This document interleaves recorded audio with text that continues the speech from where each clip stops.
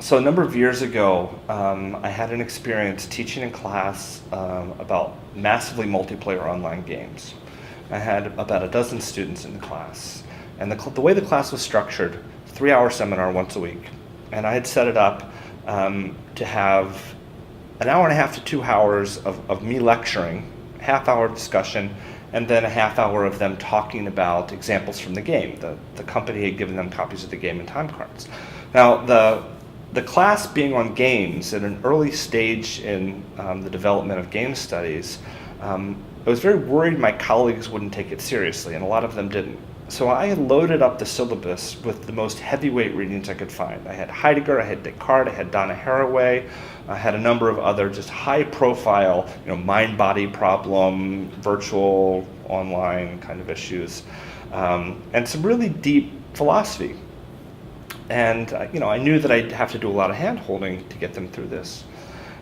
So the first week or so, 2 weeks, I'm doing my lecture for 2 hours, doing the half-hour discussion, and then the show and tell. And about the third week, the students start coming in saying, I know we got to do the lecture, the discussion, and everything, but I've got the coolest thing I just have to show you.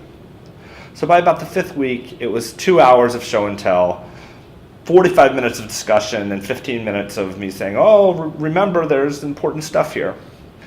By the sixth week, it was all over. It was 3 hours of them coming in, telling their stories, playing in the game, and so on. And I was going home to my partner at the time and saying, I've completely lost control of my class. I am now teaching them nothing. And in a way, I was right. I wasn't teaching them anything. I got their midterms back, and they were some of the best midterm exams I'd ever read. And here they are talking about the game and talking about, time as the horizon of being and cyborg identity and all these amazing concepts from the readings, which I had just been convinced they weren't even doing anymore. So I pulled them aside afterwards and I said, so, how did this happen? Because we weren't even discussing these things. And they said, well, we didn't want people just to think we were playing games.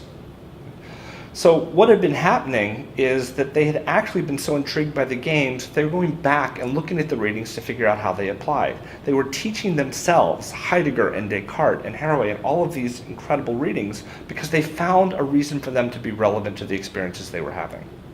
And my lecturing and my discussions were actually getting in the way of their learning. So it's a great example of the contrast between teaching and learning.